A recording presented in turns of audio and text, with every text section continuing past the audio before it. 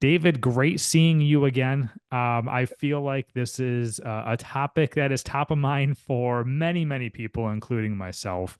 We're going to talk about politics. I feel like I have to be kind of like cringy when I say politics because it's just such a hot topic. But first and foremost, how's it going, David? It's been a while. Good, Ryan. It's good to see you again. And you're right about how this topic can be filled with landmines, and we'll try to avoid some of the partisan landmines and try to educate the listeners about a lot of things. We're going to avoid that, but also enlighten. That's the entire reason for this episode. So, David, you're a professor and political analyst. Can you explain more about what you do? Yeah. So I've been teaching political science for a long time, and my whole approach to political science is really to be practical. And so whether it's helping students become good citizens or it's polling, I run a poll at Meredith College called the Meredith Poll, where I try to enlighten North Carolinians about political attitudes, or it's through directing student internships where they learn about the real world of politics. It's just an approach I've had throughout my career to talk about politics in a very nonpartisan way, try to take education from the college classroom out into the community. So doing a podcast like this is very much in line with what I enjoy doing. That's awesome. I absolutely love hearing this. Here's a question for you. I know we're going to get to the Electoral College momentarily as I want to learn more about that. Um, I think it's fair to say the current climate of the country is rather divided. Or maybe that's just the media that kind of spews that onto us. So we all think it's worse than what it really is. I'm not sure. Um, as I'm getting older, is it getting worse or am I just getting older and understanding things a lot more now than when I was a kid? Well, I think it's not a simple answer, but I'll give you a sort of short answer to the question. We, in our polling research and my academic research, we have found that polarization has gotten worse. And there are two types of polarization. There's one that's we call policy polarization. How do you feel about a particular topic? Now that has not changed. We see a lot of topics like abortion or um, paying teachers or whatever the subject matter is. Those attitudes remain fairly constant over time, over the past 10 years since I've been polling. The other type of polarization is called affective polarization or emotional polarization. And that's the kind of polarization, how we feel toward the other side. It's sort of Mm. like in a sporting event, you're a rabid fan of one team and you root hard for your team and against the other team.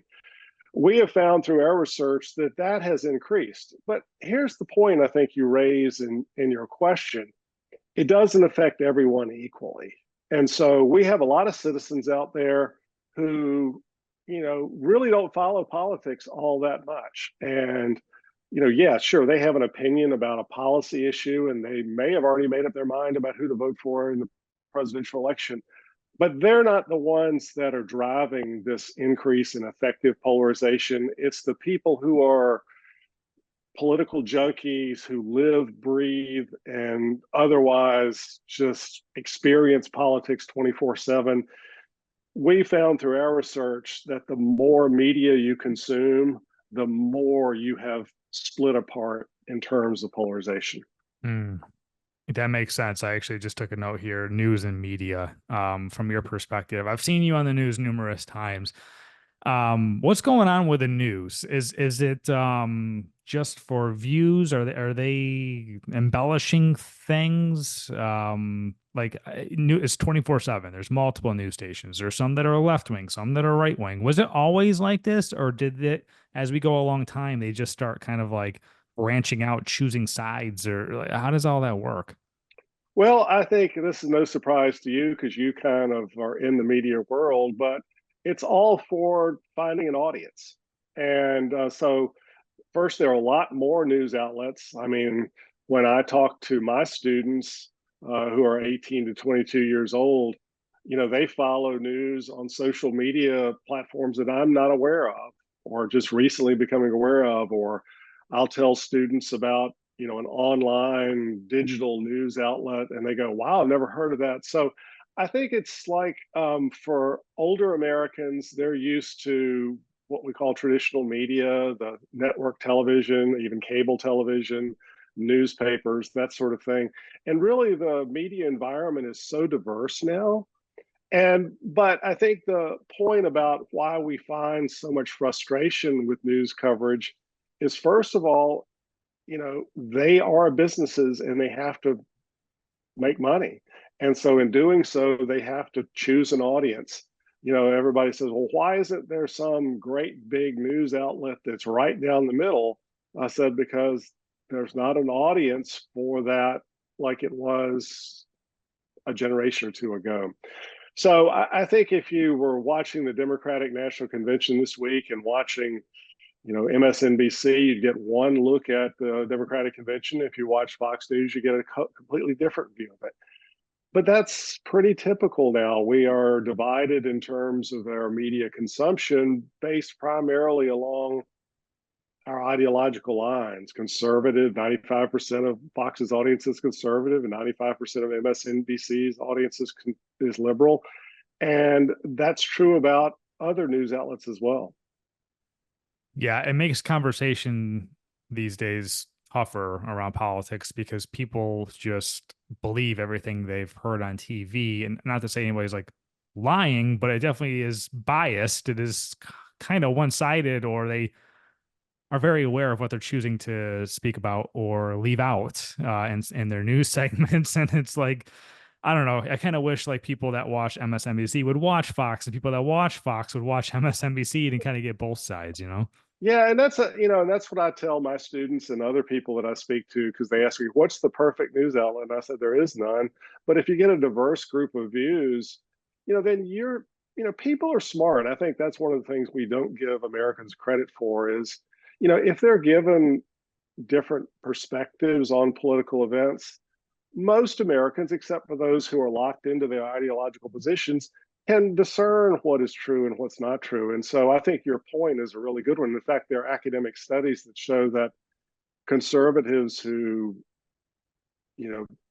balance their media consumption with some liberal outlets do moderate their views, just like liberals who watch some conservative media. They find that it's more nuanced than just the black and white that sometimes is presented through very polarized media. Yeah, I think we all need to do a better job of just realizing what we're watching, just kind of take it with a grain of salt. Like, as long as Yeah, we're aware, hey, this is the news that I watch. It is a little biased, so kind of go do your own research too. You just exactly. said there is no perfect news outlet. For somebody that's like nonpartisan, if you will, like there is no perfect news outlet. There's no outlet that I can just watch and get the facts. Well, there are, um, for example, new cable um, organizations that try to promote themselves. News Nation is a relatively recent one that tries to promote itself in the middle. POTUS on satellite radio. There are, but again, one of the things that I tell my students is that so much of media today, as compared to 30 years ago, is opinion journalism. I mean, um, you know, reporting the facts. If news organizations, whether it be the New York Times or CNN or whatever the news outlet had the same number of reporters it did 30 years ago and sent their reporters to cover the Ukraine war or the Gaza war or whatever the event would be, even a political convention, you get more factual reporting. But how many times do people turn on a cable or online kind of news program and they get a panel of three or four people sitting around talking? It's Hmm. not reporting in the traditional sense. Way back in the day when I took journalism 101, it was stressed, this is what reporting is. It's a difference between reporting and editorial content. The line has been very blurred. And so, that's why I think, news has changed more fundamentally. I mean, you've seen the downsizing of many news organizations, even ones that make money, the New York Times, Washington Post, CNN have downsized tremendously, and who they lay off are their reporters. And I think we're the worst for it. I mean, I know this isn't the subject of today's talk, but I'm real concerned with the loss of local newspapers. There are what are called news deserts all over the state of North Carolina and the country, where the daily or weekly newspaper is gone, and that used to be a primary source of information for state and local government, and now we don't have that. And so even though we talk a lot about national news organizations and bias, there's sort of a similar sort of problem affecting a lot of people, which is there's no place to get information about what the city council is doing Mm. or the water department or whatever it may be. So you make a good point about when you turn the TV on, it's just a panel of people just discussing. To me, it reminds me of like sports TV. I consume a lot of sports. It's like when a game happens, everyone breaks it down, they talk about it, what went well, what didn't. Where did this come from? When did this start to happen? All these panelists kind of giving their ideas and opinions. Well, I think it's been an ongoing process for probably the last 20 some years. First, ESPN is a great example now that you introduce sports media. I used to be a rabid consumer of ESPN because I wanted to know how my team did last night or, Hmm. what the trades were happening. And it was a lot of reporting about sports news. And as you said, and I'm not going to pick just solely on ESPN because it's true about other sports media outlets. Now it's people sharing their opinion. How many news program or sports programs do you see analyzing the upcoming draft in whatever professional sports is? That's what they do. They just talk and give opinions. In the political and current events kind of environment, it's two things happening. One, because news organizations, their bottom line has become affected, they've laid off reporters, and it's cheaper to put on talking head kind of programs. Opinion journalism is much cheaper. I mean, you embed reporters in countries around the world, or you have a reporter in every major city in the United States who's there to cover the news. That's very expensive. Bringing people to New York to do a talk show segment, it's much cheaper. So I think Mm. part of it is a change in the business model of news outlets. But second of all, they found that there's an audience out there for that. I've stopped watching ESPN because that's not what I want. But on the flip side, in the news environment, people tend to watch these opinion shows as confirmations of their existing attitudes. So, if I'm a conservative, I may go to Fox News and hear lots of opinions, and I go, "Yeah, that's what I already think. I'm glad somebody else thinks that way too." So it's sort of a cycle, and people always ask, "Well, what's the solution for this?" It's a complicated question. We don't want to have state-run news outlets like more authoritarian countries around the world. We like an independent journalism institution. Really, the First Amendment really protects that, but with that comes consequences. Mm.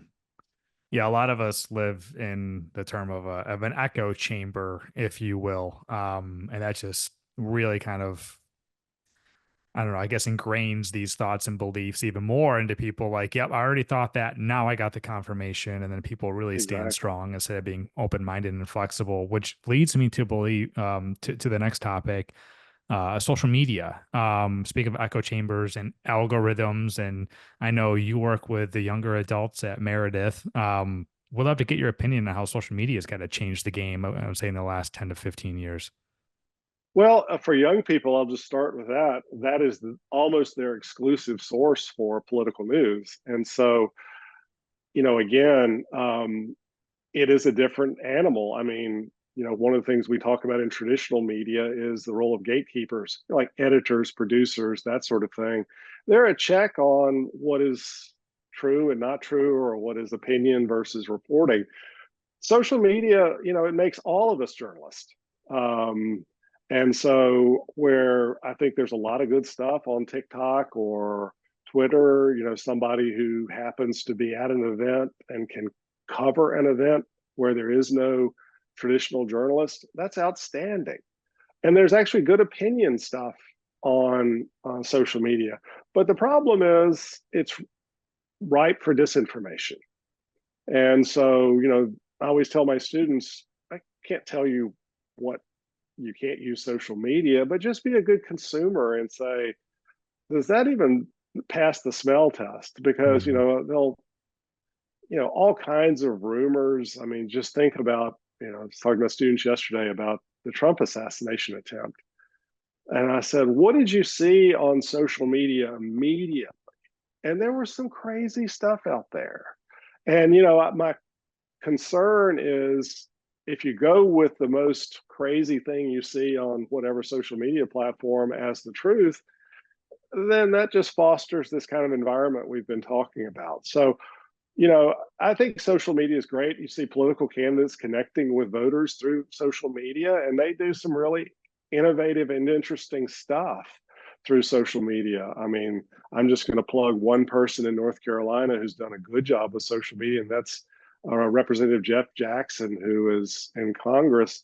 He puts out through TikTok 30 and 60-second explainers about here's how Congress works. That's a valuable you know, piece of information. How does a committee meeting work? Well, nobody's really going to cover that. We forget our high school civics soon after we leave high school. Mhm. But, so that's why I say, yeah, with the good of social media, meaning that we get a lot of reporting and some good opinion stuff, comes a lot of bad. Yeah, a lot of bad. And like I said, the algorithms, like once you click on something, then you're gonna start seeing like times 10, times 20. You're gonna keep seeing the same things Yeah, over and over. That's it's just so dangerous. Um, yeah. just curious to know about on your opinion. I'm not sure how much Trump himself. I've definitely seen Kamala being on like TikTok and trying to reach the younger audience. Do you seeing that having a really big influence on the election results?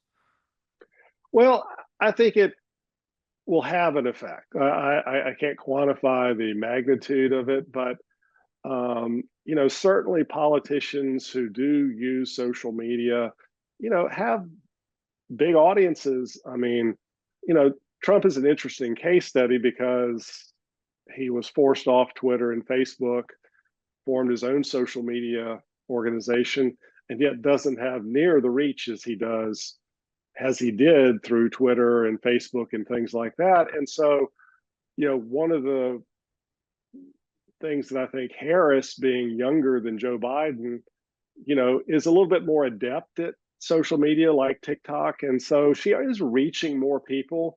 I mean, one of the things that I talked to my students about last spring when Joe Biden was still in the race, because they were very critical of Joe Biden, I said, well, how much do you actually know about his policy issues? Well, not that much. I said, well, why do you think that is? Well, we don't see a lot of stuff on social media from the Mm. campaign or the administration. So I said, that kind of goes to your point that without politicians being on social media, the downside risk is young voters or even less than young voters who depend on social media. Where do they get it from? Another question before we get to the main topic, if you will. I don't recall elections back in the day, 60s, 70s, 80s, 90s. I'm an 80s baby. Were they as insulting as they are now? I mean, they get like kind of personal now. Like, were they as heated back in the day, or is it just kind of seemed to elevate over these last few elections? Well, I'll go back even a little further, go back to the beginning of the US governmental system. We had the first legitimate presidential race was the race of 1800 between John Adams and Thomas Jefferson. It was as nasty and personal as it is today. I think what we recall from the 80s or 90s or even early 2000s, it was a relatively mild period of political discourse. Um, we had policy differences. We remember, for example, Ronald Reagan's famous line from the debate with Walter Mondale, I'm not going to let your youth and inexperience, I forget the rest of the quote, but it was much milder and more gentle during the period leading up to really 2008, the Obama election, and since then has been very personal and divisive and nasty. There are a lot of reasons for that. The stakes are very high. The elections are very close, very much like in the election of 1800. The election between Adams and Jefferson was hotly contested. So I think that's part of the reason social media plays a contributing role, because now you can be virtually anonymous and saying horrible things about your disfavored political candidate. Yeah, the candidates themselves contribute to this. I mean, Mm. there's definitely been a phenomenon of, and I'm not going to blame it solely on Donald Trump, because we had people prior to Donald Trump and there'll be people after Donald Trump who just simply use, slurs and, very negative statements against their political opponents. And that's where we'll leave it. Yeah, that could go down a lot of rabbit holes. And one of these days, you know what? One of these days, I might want to do an episode on Donald Trump just to understand the psychological mind behind him and just try to understand. It's It's an a very interesting subject. yeah. We'll leave it at that. All right, so let's get onto the main topic as far as speaking of elections, the Electoral College. I don't know. I put this in the same ballpark mentally as daylight savings. Why do we still do this? Like, I don't understand. So, like, what is the Electoral College? Why do we still do this? And how does this decide our elections? Okay. It's a question I get a lot. I do speeches out in the community, and I did one on the Electoral College recently and drew the biggest crowd that I've had in a number of years. Well, without going into the boring details, the founding fathers wanted to elect House members directly. So when they were setting up the U.S. government system, they said, yeah, popular vote was the way to elect the U.S. House of Representatives. Later on, the Senate went that way. But they said, we'd like an indirect way of electing the President of the United States. And the argument was that we needed sort of a check and balance over the electorate. They didn't trust the electorate in the late 17th or late 18th, early 19th centuries. They were worried about what they call the popular will and the ability of demagogues to be elected. And so they thought that having a system of electors who, when we vote for the President of the United States, we're actually voting for a slate of electors. And I'll go into the mechanics of that in just a second. And then those electors end up casting a ballot for president. And the idea that these electors are people who are knowledgeable, sophisticated about politics, and could prevent a bad candidate from being selected as US president. So if you read the Constitution, there are a couple places in the Constitution that establish the Electoral College and talk about how it works. But it's basically an indirect means of electing the president.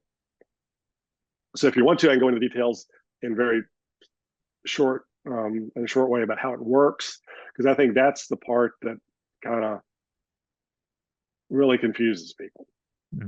So basically, each state is allocated the number of electors that equals its number of members of Congress. So North Carolina, for example, has 16 electors because we have 14 members of the House and 2 senators.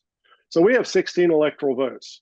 And so what the Democratic and Republican parties of North Carolina do is they select 16 people each. So there's 16 Democratic electors and 16 Republican electors. And then we in North Carolina, the voters, when we go to the polls on November 5th, we do pull the tab or fill in the bubble for Kamala Harris or Donald Trump or someone else. And then whoever wins the popular vote in North Carolina, those slate of electors literally go and cast their ballot for the president. So there are 535 total electors in this country. All right. So that's the equal number of House and Senate members. So there are 435 House members, 100 senators. So it's 535 electors in the country. Each state, again, has allocated the number of electors equal to its congressional delegation. And they meet and they vote on the president. It takes 270, which is 50% plus one of the electors to win the presidency.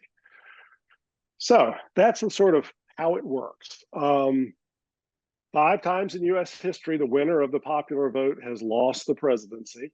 Most recently, obviously, in 2016, when Hillary Clinton won about 2 million more popular votes than Donald Trump, but Donald Trump won more electoral college votes.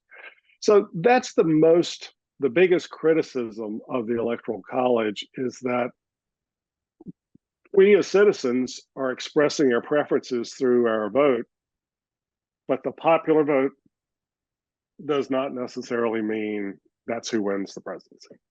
So that's sort of a thumbnail sketch, and we can go in any direction you want to go. You know, there's some other issues with it. Yeah, There's some consequences. Yeah. I'm trying to think of where to go with this.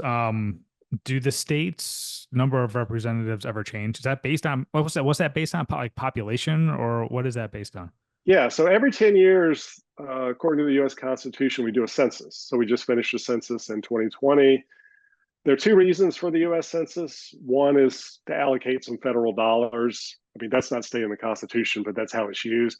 But the stated reason in the Constitution for doing a census is to do what's called reapportionment, to basically take the House members, not the Senate. So we have 2 senators for every state. That's not changing.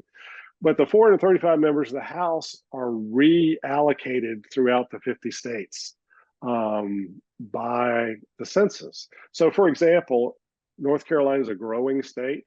We're like the 9th biggest state in the country now, but we're one of the top 2 or 3 fastest growing states. So the last 2 census takings, which were in 2010 and 2020, we have added a U.S. House member each time, which means we get an extra electoral college vote. Other states, like New York State, have lost population, or not necessarily lost population, but lost population relative to the fast growing states like Texas, Florida, North Carolina. So they have lost House members, which means they lose electoral college members. So every 10 years, we reallocate the members of the House, which means we reallocate electoral votes to the states. So it has changed. So North Carolina is growing in terms of its electoral college power. Some states are losing electoral college power. Interesting. Okay.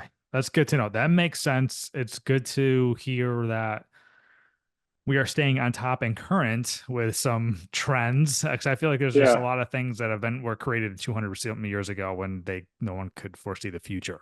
It looks a little different than it did back then. Is the intended purpose of the Electoral College still working today, or not really? No. The simple answer is no. I mean, because if we look back through the nation's history, and I'm not going to touch recent presidential candidates, but we'll go back to sort of the 19th century. If the idea of the founders was to keep sort of a check on who can be elected president, to keep people who may have been demagogues or, may not have been the ideal candidate, we can say there's some pretty bad presidents, and I'll try to be multi-partisan.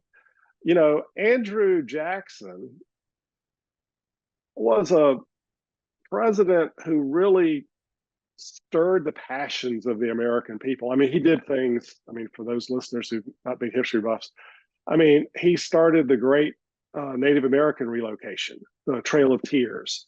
So, for example, relocated a lot of Native Americans from the state of North Carolina to reservations in Oklahoma and states west of here. They lost land, they lost their lives. It was horrible. But, again, he campaigned on that. And so the question is, why didn't the Electoral College prevent again, I'm not trying to diss Andrew Jackson entirely, but an Andrew Jackson or a James Buchanan or some of the other politicians who ran for the president who were kind of the politicians that the founders hoped would not be president. They hoped there Mm. would be more George Washingtons and less of the other kind of presidents. So the Electoral College has never stopped the Electoral College, the person who garnered the most Electoral College votes from winning the presidency.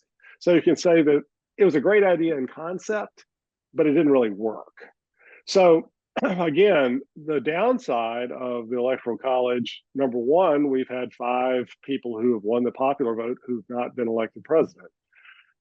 That's kind of anti-democratic, and I think that's the point I make. But it also changes the way in which candidates campaign.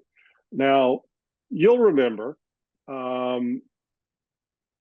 when North Carolina wasn't a battleground state. Okay, so prior to the 2008 presidential election, North Carolina would get virtually no presidential candidates visiting it.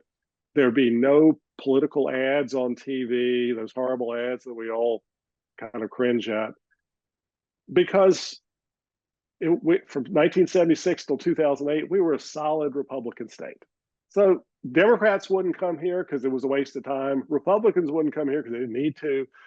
It wasn't until the 2008 presidential election that North Carolina became a battleground state. Now we see multiple visits by all the presidential candidates. We see millions and millions of dollars spent on political ads.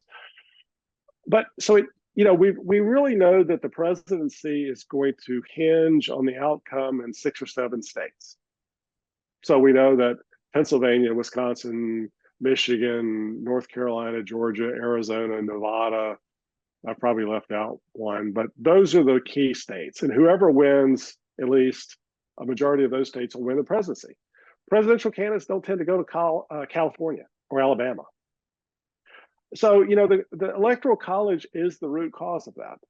I tell students all the time, well, California, yes, it's a blue state, but Donald Trump in 2 elections has gotten more Republican votes out of California than any other state, because there are a lot of Republicans who live in California. It's a big Mm-hmm. state. Mm-hmm. So, it would change, it would make elections more national. Politicians would have to go everywhere to campaign. And they couldn't just rely on 6 or 7 battleground states because the election results are pretty much predetermined in the other 43. So I don't want to put words in your mouth, but do you think it's time to abolish this? Um, how would this happen? And do Right you there. see it happening? All right. The most obvious way to change it would be to amend the Constitution. I mean, you could literally go through and say, in Article 2, take out this language, and, the 12th Amendment, take out this language, any mention of the Electoral College. But, in our 237-year history of the Constitution, we've only amended it 27 times. So amending the Constitution is enormously hard. So I'd say that's the least likely way of doing it. There is an effort to circumvent the Constitution. Now, this sounds like it's really illegal and that sort of thing. It's not. There's what's called the Interstate um, Electoral Compact. I may be getting the language a little bit off, but it's a decision made by states to basically give the national popular vote winner the Electoral College votes of those states. Here's one thing I failed to say earlier on. The Constitution just says we have an Electoral College and how the number of votes are determined for each state. It does not tell states how they have to award Electoral College votes. So 48 of the 50 states award the popular vote winner of that state the state's Electoral College votes. Maine and Nebraska do it slightly differently. They do it by congressional district, but there's nothing in the Constitution that says that the national popular vote winner should not win the state Electoral College votes. So this is what this interstate compact is doing. In other words, it's an agreement between states It's passed by the state legislature to say this is the way we're going to award our electoral college votes. Instead of awarding it by who wins our state, we're going to award our electoral college votes by who wins the national popular vote. Now, it's just been around for about 15 years. It has not gone into effect. So that's one of the things your listeners need to know. It's an effort to try to increase the democracy. That's the fastest way I say it, to make people's votes count more. So the idea is amending the Constitution is hard. So changing two places in the Constitution to take out the Electoral College vote is hard because the best way to say this is there's a Republican advantage built into the Electoral College. I'm not making a partisan statement. I'm making a statement that local scientists like me have proven over and over and over again. So Republicans don't want to do this. They don't want to change the Electoral College because there's some advantage to it to them. So most of the states that have passed this compact idea are Democratic states. Mm-hmm. So it's an idea that's easier than amending the Constitution, but still really hard. So yes, to answer your question, we should have gotten rid of this probably in the 19th century because it wasn't doing what the founders intended, but we didn't. And now in the 21st century, where politics is so polarized and it's a difficult thing. So anyway, yes, it should be changed. Will it happen in my lifetime or your lifetime? I don't know. I tell my students who are quite a bit younger than me, it's probably, if it's going to happen, it's probably in your lifetime. Mm. With Republicans not really wanting to give up that advantage, which makes sense, right? Why would you want to give up an advantage? What would need to happen? Would it need to be a Democratic president, Senate, House? Like, well, to get the constitutional amendment passed, there are a couple of ways to amend the Constitution, and you can start with Congress, through a bill that then, if it's passed, it then sent out and has to be ratified by the state, by a supermajority of the states. It could start, that's how, for example, the 19th Amendment that gave women the right to vote. I'll just use that as an example since it's something that people are familiar with. So it started with Congress and approved by Congress and signed by the president, and then went out to states for ratification, and ultimately in 2019 it was ratified. Okay, or not, 1920 is ratified. So that's one way to do it. You can have a constitutional convention. Someone could call a constitutional convention and change the Constitution that way. It takes a lot of people to do it, and it takes a supermajority of it. So we could start the process of amending the Constitution in the first way I mentioned, by if there was, say, a Democratic president, a majority of members of the House were Democrats, and they had 60 Democrats in the Senate, because the Senate, you have to have 60 votes to pass most legislation. So you could start it that way, then it goes out to the states. Well, to get to 34 states then ratifying the language of amending the Constitution, then that's a separate battle. So that's why I say it's difficult to amend the Constitution. Not impossible, because we've done it, like I said, 27 times. But I think the more likely approach to getting around the Electoral College is for states to work on a system by which the national popular vote winner gets their Electoral College votes. And again, there's a lot of politics involved in that too, which would bore your listeners to tears. Is this a top of mind subject matter for both Republicans and Democrats, or is this kind of just something that's always laying in the weeds? It's one of those things, when we talk about reforms in this country, there are a lot of, and I use the word democratic, not meaning the party, but small d democratic reforms that I think would make our federal government operate much better and be more representative. It's like We know that a lot of states are gerrymandered. When they redraw their political boundaries, whoever the party is controlling the state draws maps that are advantageous to them. We know that's not a good thing, but it's one of those kind of things where a lot of people know that the Electoral College is not a great institution, that gerrymandering is a bad thing. But when we come to voting for politicians, it doesn't even rank in public opinion. It's the kind of thing that I go to a political science conference and we talk about this at length. I can go out in the community and get, people kind of to understand it and get fired up about it. But then voting decisions, our elected leaders have to do it. People vote on their party affiliation, economic issues, national security, those things. Electoral college is just, it's not sexy. I Mm. mean, you don't see people walk around election day wearing T-shirts saying "Change the Electoral College." It's just I kind of wish I would. um, I maybe might start a just movement. right. I might just be stating the obvious here. In states like California or Mississippi or Alabama or whatever, do you feel that there are citizens there that are just kind of like, my vote is worthless, like I don't really need to go show up? I think that's absolutely one of the downsides of the Electoral College.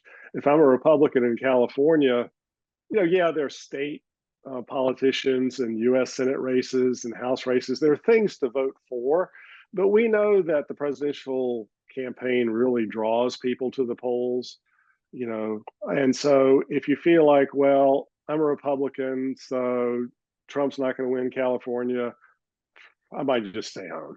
It does affect voter turnout in those states. North Carolina, for example, since 2008 has seen a dramatic increase in its voting. 2020 was really a good year for voting in North Carolina, in part because the contest for North Carolina's Electoral College votes was so close. I suspect in 2024, we're going to break the record of 2020. But some of the other states where, Texas, for example, which is a pretty red state, their voter turnout is pretty abysmal.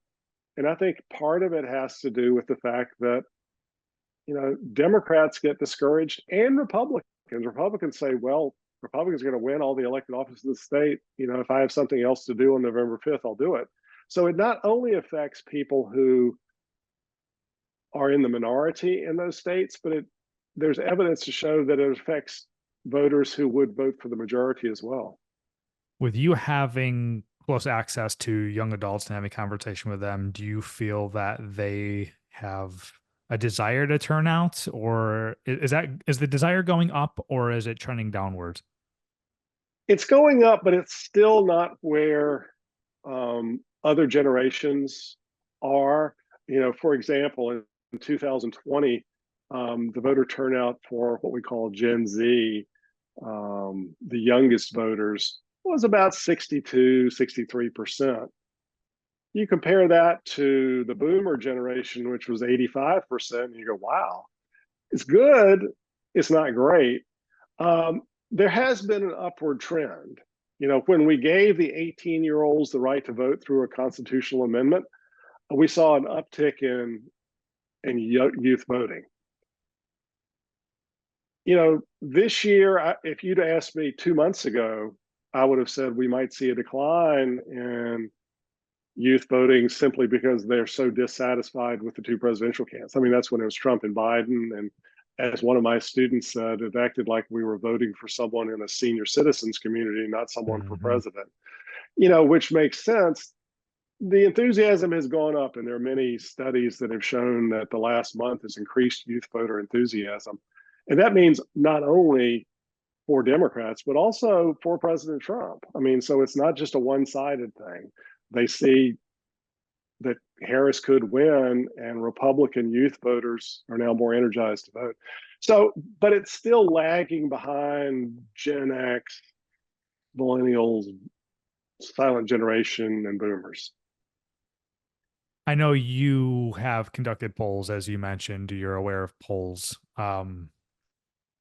Realistically, if we had a pie chart, of that pie chart, how many people would you say are still undecided? I feel like by now you're probably pretty aware of what side you want to go in. How many people of that pie chart would you say are still undecided?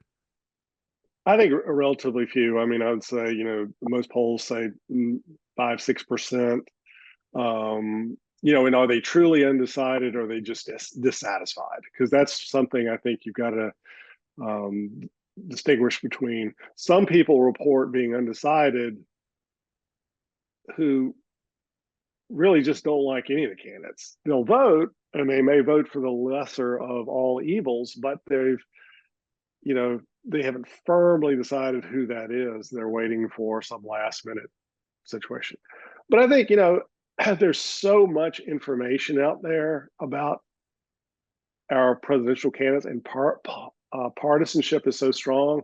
I mean, one of the things that my colleague and I are writing a paper on now is, in North Carolina, some of the polling has shown that in the governor's race, there's been at least some movement toward the Democratic candidate for governor and away from the Republican candidate for governor. And we're questioning that because North Carolina is a pretty partisan state. Elections are going to be close in North Carolina. So people may tell a pollster, well, I'm really not decided on who I'm going to vote for governor, but when push comes to shove and they're a Republican leaning voter, they're going to pull that Republican lever. So, I think at the presidential level, we are inundated. I mean, Harris is a new candidate. She's less well known than Biden was, but there's a lot of enthusiasm. Trump is just a omnipresent kind of figure in politics. So you either love him or hate him. There's very little middle ground. So, I think at that level, we're seeing a relatively few number of people who we call are persuadable, because that's the when I used to work in political campaigns, we used to try to figure out who could we message and move. There are relatively few of those. Hmm. Do you see the percentage of independents trending upwards or downwards, and what is the desire to have a third party? Because I think a lot of us are getting a little tired of this, just I got to be this or I got to be Yeah. that. Yeah. Well, the fastest growing and the largest population of voters in North Carolina is registered as unaffiliated. So we have, you can register as a Democrat or Republican or a Green Party member or a Constitutional Party member, even a Libertarian. You can also register unaffiliated. And so it's, about 40% of the electorate in North Carolina, including many young people who, like you expressed, are just sick of the system. They don't like either party, et cetera. But here's the thing, is that only about 10% of those unaffiliated voters, what we call independent voters, are truly independent. They don't like the system, they don't like the parties, but they have partisan leanings and they end up voting in a partisan manner. What I think with third party candidates, I mean, as we're taping this interview, it looks likely that Robert F. Kennedy Jr. is going to drop out of the presidential race and endorse Trump. Everybody said, well, he might be the kind of person who could capture that third party enthusiasm, because I do polling on third party desire, and 2/3 of North Carolinians report they love a viable third party. Now, the key word in that sentence was viable. We have lots of parties. In fact, North Carolina's ballot, there are more presidential candidates than we've had for years, but you're not going to hear about them. Hmm. There's, I mean, Cornel West is running for president. Jill Stein's running for president. Robert F. Kennedy is technically on the ballot for president, even if he drops out. But the average voter who doesn't consume news 24/7 is just simply, all they hear is Harrison Trump, Harrison Trump, Harrison Trump. And so they're going to go into the election or the ballot box and vote for one of those. So, to have a viable third party, you've got to have money, you've got to have infrastructure, and you've got to have some name recognition. There was a group that made noise about a year ago called the No Labels Party. You may have heard of that. It was a group of former Republicans and Democrats who were sick of their party's extremism. So they formed this group that said they were going to get on the ballot in all 50 states. They were not only going to run a presidential candidate, but also run down ballot candidates. And they basically gave up and they had a lot of money. I mean, they had people like Michael Bloomberg donating money to it, millions of dollars. They had other big names. So they had the money part. But just simply calling yourself a third party is hard because you got to do a lot of work in every state to get people who, again, 20% of citizens follow politics regularly, but 80% don't. And so you got to get those 80% to have some name recognition. It's like starting a new product. If you're a new athletic shoe manufacturer, think about how hard that is to break into that market that's Mm. dominated by three or four companies. Same thing for politics. For a third party to break in and become viable, it takes a lot of work. I saw something from RFK's, I believe it was like a spokeswoman or something, how she did said they can either stay in or they can drop out. A benefit of staying in would be if they got a specific percentage of votes, it would solidify them as a party moving forward. Does that sound familiar to you? And that's true of, we have what are called ballot access laws. All states have it. In North Carolina, your ability to be on the ballot in the next election depends on your performance in that election. So, for example, we've had libertarians on the ballot in North Carolina for a long time. There's a Libertarian Party, an active party in North Carolina. It's small but active. So they perform well enough in gubernatorial and presidential elections to consistently stay on the ballot. For a startup party like We the People, which is what Robert F. Kennedy Jr. called his party in North Carolina, he'd have to meet that threshold too. And I think it's like 1.5%. Don't quote me on that, but something. It's not difficult, but you got to get enough votes other than just friends and family to be considered legitimate. So yeah, I mean, but the funny thing is with Kennedy, he's not on the ballot in all 50 states. He had to fight hard to be on the ballot in North Carolina.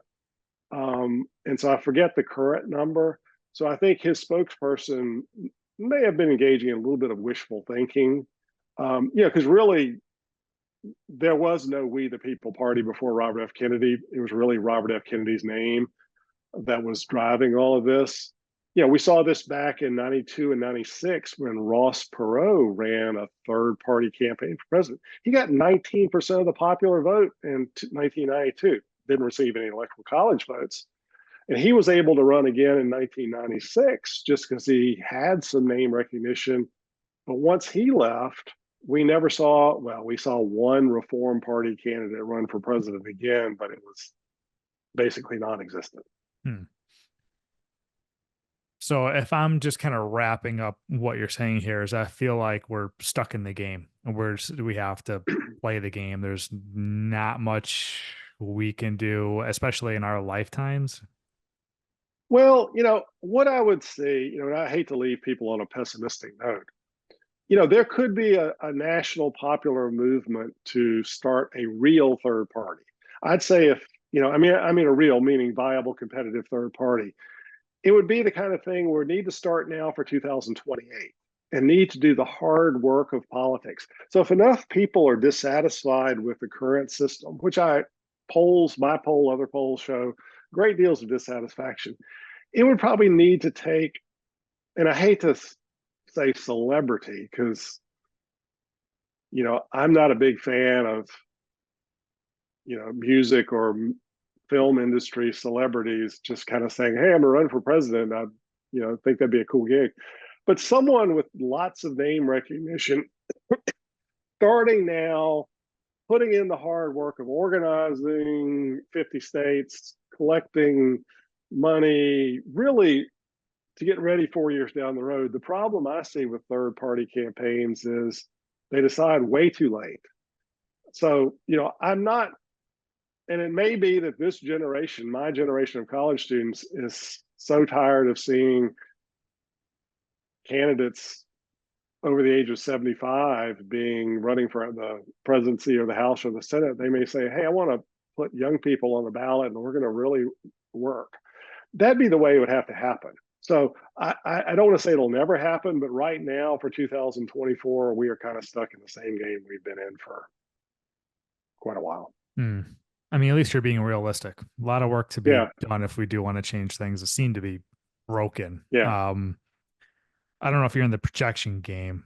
Question I have for you is if we look at back at this era of politics 100 years from now, we're both gone, but hopefully our kids, grandkids will still be Yeah. living. How do you think they're going to view this era of politics? Um, Transformational. Um, I think political scientists and historians say that about every 40 years, even though we don't think it does, politics changes pretty dramatically. We call it realignment or de-alignment, and I won't bore your listeners with those terms. But if we think about the elections of 1980 and 1984, the Reagan Revolution was really transformative in many ways. You know, Reagan introduced what we call the modern Republican Party with modern Republican ideas. Trump started the process of introducing populism back into politics. We've always had populism, and also this idea of things like isolationism and foreign policy. My question is this a Trump phenomenon, or is this truly a realignment in politics where, the old ideas of politics about being internationalist, free trade, all these kind of things are just going to the wayside for a while? So, I think we'll look back on this 100 years from now and say, this is potentially as significant as the realignments of 1860, 1932, 1980, or is this a blip? So, but regardless of whether this is a blip or a realignment, I think this is truly transformative, if for nothing else, the kind of events that have happened. I mean, just look at the last month in politics. We've had a sitting president who was the nominee of his major party drop out of the race and be replaced by a mixed race woman who is running competitively with the Republicans for the presidency. Mhm. So, I mean, there is no historical parallel. So they'll look back and at least say that is historically important. But I think just the underlying political attitudes also will look back and say, are we really going to become an isolationist country who doesn't care about world events, who does tariffs and other kinds of protection on trade? Or are we going to be the kind of political system that leads the world and is the economic engine driving the world? So I hate to boil it down to those kind of things, but I think that's where historians will look back on. Interesting. And before I let you go, there are a couple questions I'm genuinely curious about that I am afraid to Google or or I just really want to know the truth too.